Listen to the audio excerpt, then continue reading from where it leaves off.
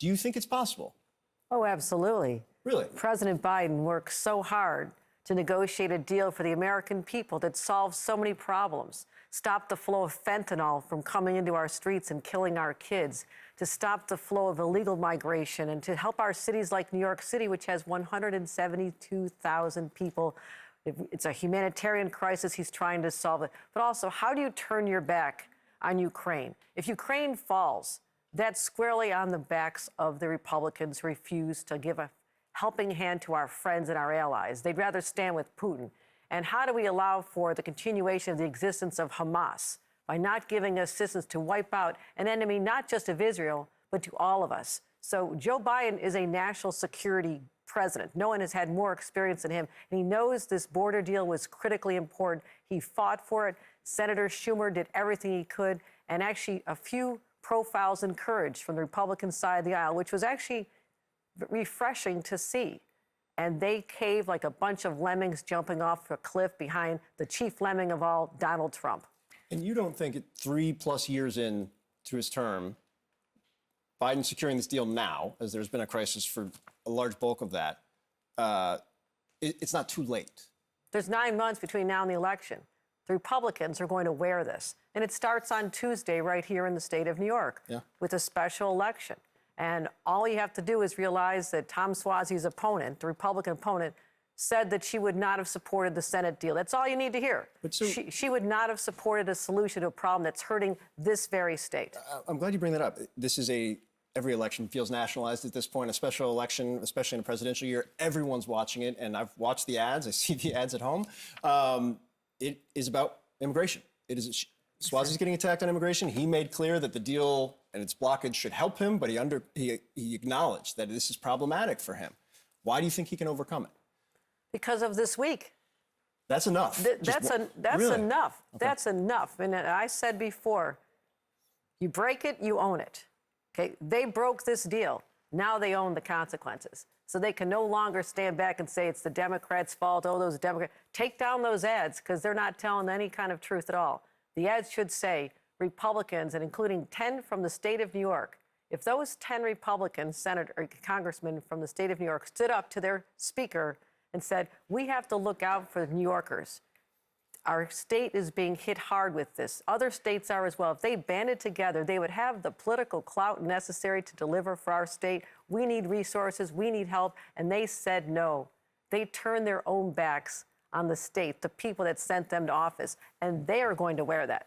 The president's arrival in New York yesterday was a convergence of two things New Yorkers love: traffic and protests. And as I saw some of the protests, the video of the protest, it's a reminder that for the president, and given his staunch and steadfast support for America's Middle Eastern ally in Israel, it's problematic given the scale of the conflict that's been ongoing. Are you concerned that that could hurt in November politically?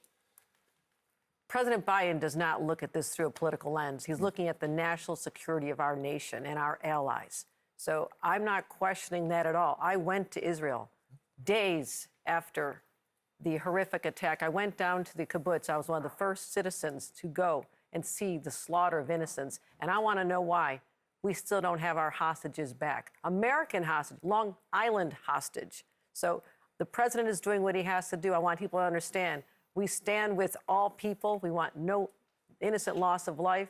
But we cannot aid and abet terrorists any longer. And Hamas has to go. And you're not concerned about kind of your coalition, the Democratic coalition, which has pretty split views on this, staying home in November because of this? I don't believe they're going to want Donald Trump as their president. He is hostile to all interests, including women's interests, the right to have an abortion. We have a Supreme Court that was handpicked by Donald Trump that has stripped away the rights of women like my daughter and my granddaughter growing up in a country that doesn't allow her to have the same rights her grandmother had.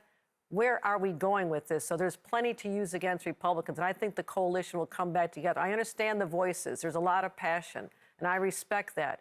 But this is the president who's looking out, just as my number one priority as governor is the safety of New Yorkers. Yeah. His is the safety of our nation, and that's what his focus is. Speaking of that, it was a moment that went viral, and I think a lot of people, it was a combination of like stunning and also kind of funny in its absurdity, but it was when Curtis Sliwa, the founder of the Guardian Angels, a former mayoral candidate, was doing an interview with Fox News and this happened. Now, the reason why I'm asking about this is the man was a Bronx native. So it was said he believed he was a migrant because he was speaking Spanish. None of what they thought was he hadn't been accused of shoplifting. There's been no evidence that he was. One, what do you think of that? And two, what's that dynamic like right now in terms of this city, the state, crime in general, and how people are reacting to it? Right. You cannot take the law into your own hands. NYPD, among the finest on this planet, they work hard every single day, and we support them. It is their responsibility to take care of this, not individuals. And so I reject the premise that anyone can take the law into their own hands. Then we have chaos. This is not the Wild West. This is New York State. But yes, there has been a spike in crimes, petty crimes. Now, really proud that homicides, the shootings, the murders are way down 28 to 30%, even here in New York City, to pre-pandemic numbers. That took a lot of effort. But now we have more property crimes. People are going into stores and sweeping the shelves. That's why my budget has over $700 million to fight crime in the state of New York. And we have $40 million being addressed to help our district attorneys and local law enforcement and help have security cameras, tax break for businesses to protect themselves. So I'm not satisfied with where we are right now, but we're taking this on. And we're going to make sure that we return our streets to New Yorkers and not to the criminals. New York Governor Kathy Hochul, thanks so much for your time this morning. Thank you.